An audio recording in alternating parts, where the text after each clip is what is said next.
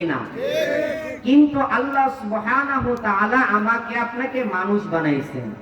মানুষ বানানোর পর আল্লাহ সুবহানাহু ওয়া তাআলা আমাকে আপনাকে এমন এক নবীর উম্মত বানিয়েছেন, যেই নবীর উম্মত হওয়ার জন্য পূর্বে জামানার যত নবীরা ছিল তারা পর্যন্ত আল্লাহর কাছে বলতো, আল্লাহ আপনি আমাকে নবী না বানাইয়া আখিরি নবীর উম্মত হিসেবে আমারে কবুল করেন। বলেন না সুবহানাল্লাহ। তাহলে কেমন দামি নবী, চিন্তা করেন যে পূর্বের জামানার নবীরা আল্লাহর কাছে দোয়া করতেন। সেই নবীর নামটা কি সবাই বলেন তো? মুহাম্মাদুর রাসূলুল্লাহ। জোরে বলেন তো, মুহাম্মাদুর। আল্লাহ সুবহানাহু ওয়া তাআলা আমাকে আপনাকে এমন একজন দামি নবীর উম্মত করেছেন, যেই নবীর উম্মত হওয়ার জন্য পূর্বের জামানার নবীরা আল্লাহর কাছে দোয়া করেছেন। একমাত্র আল্লাহ সুবহানাহু ওয়া তাআলা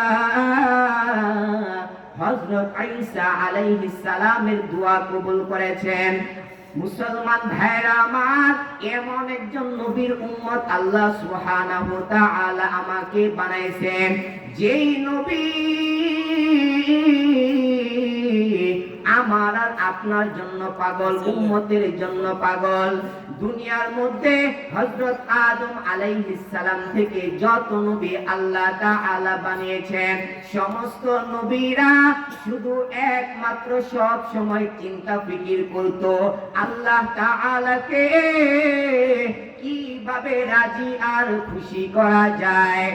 আর আমার আল্লাহ সব সময় শুধু চিন্তায় থাকতেন আমার মুহাম্মদ নবীকে কি করে খুশি করা যায়।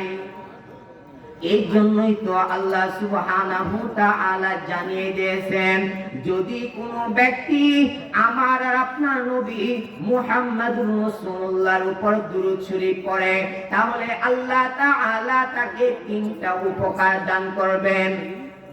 জোরে বলেন তো, কয়টা উপকার? তিনটা লাভ হবে। নবীর শানে দুরূদ পড়লে কয়টা লাভ হবে? জোরে বলেন। এক নাম্বার লাভ হলো আল্লাহ সুবহানাহু ওয়া তাআলা তার আমলনামা থেকে 10টা গুনাহকে maaf করে দিবে। দুই নাম্বার পুরস্কার, আল্লাহ সুবহানাহু ওয়া তাআলা তার আমলনামা থেকে 10টা গুনাহ maaf করে দিবে।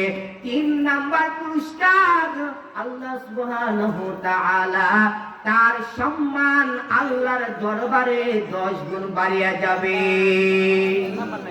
এই জন্য দুরূদ শরীফ পড়তে কোনো ওযু লাগে না, ওযু ছাড়াও দুরূদ শরীফ পড়া যায়। বড় দুরূদ শরীফ পড়ার কোনো দরকার নাই। যদি কোনো আল্লাহর বান্দা ছোট্ট দুরূদ শরীফ সাল্লাল্লাহু আলাইহি ওয়াসাল্লাম পড়ে, আল্লাহ তাআলা তাদেরকে সেই উপকার দান করবেন। জোরে বলেন সুবহানাল্লাহ। এই জন্য আমরা দুরূদ শরীফের আমল করার জন্য রাজি আছি না ইনশাআল্লাহ? সবাই বলেন তো, ছোট্ট দুরূদ শরীফ কি বলেন? সাল্লাল্লাহু আলাইহি ওয়াসাল্লাম। মুসলমান ভাইরা আমার, আল্লাহ সুবহানাহু ওয়া তাআলা এমন একজন নবীর উম্মত বানিয়েছেন, যেই নবী এই দুনিয়ার মধ্যে যখন পদার্পণ করেছেন, তখনই আল্লাহ তাআলা জাহিলিয়াতের এমন অন্ধকারচ্ছন্ন যুগটাকে আলোর দ্বারা ভরপুর করে দিয়েছেন। আজ কেন পৃথিবীটা লাগে এত সুন্দর, আজ কেন পৃথিবীটা লাগে এত সুন্দর, এসে কোন রূপকারে সাজালো এ চরাচর, এসে কোন রূপকারে সাজালো এ চরাচর।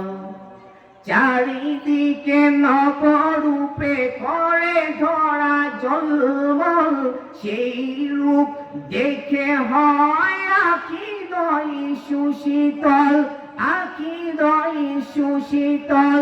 কেটে গেছে কুৎসিত নিশীথের অতি প্রহর, কেটে গেছে কুৎসিত নিশীথের অতি প্রহর, এসে কোন রূপকারে সাজানো এ চরাচর, এসে কোন রূপকারে সাজানো এ চরাচর।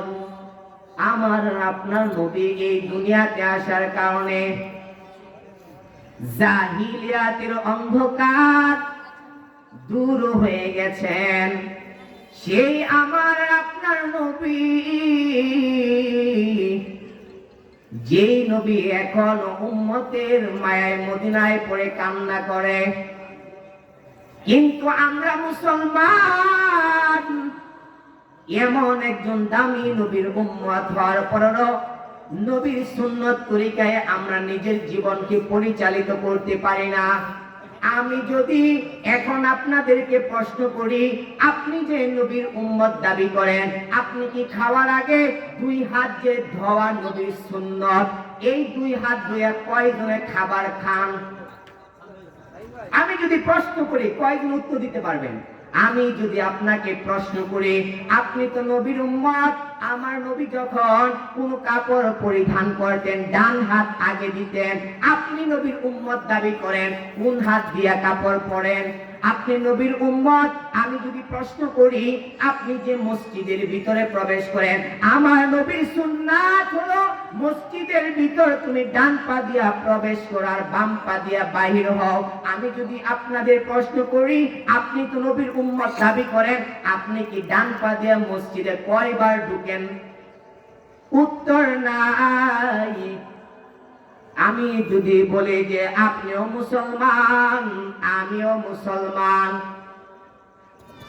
আমি মুসলমান, আমি যদি দাড়ি না রাখি আমার লজ্জা করে, কিন্তু আপনিও মুসলমান, আপনার দাড়ি রাখলে বলে লজ্জা করে।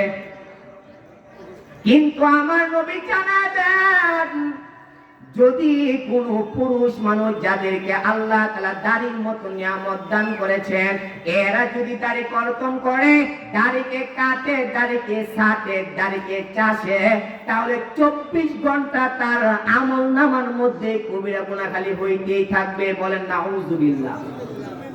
আপনিও মুসলমান, আমিও মুসলমান, কিন্তু আমি যদি জিজ্ঞেস করি, আমি পাঞ্জাবি না পড়লে আমার লজ্জা লাগে, কারণ আমি মুসলমানের সন্তান।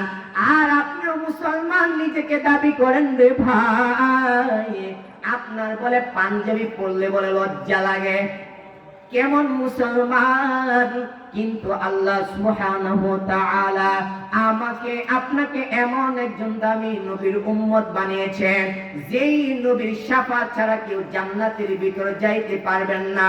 রহমাতাল লিল আলামিন নবী, রহমাতাল লিল আলামিন নবী, কুরআনে প্রমাণ। উম্মত বিনে কে বুঝিবে আমার দয়ার নবীর শান, আশিক বিনে কে বুঝিবে আমার দয়ার নবীর শান। নবী আমার মদিনারি বুলবুল, আমার আল্লাহ ভালোবেসে নামটি দিলেন হাবিবে রাসূল। বলেন আল্লাহু আকবার। নবী আমার মদিনারি বুলবুল, আমার আল্লাহ ভালোবেসে নামটি দিলেন মুহাম্মদ রাসূল।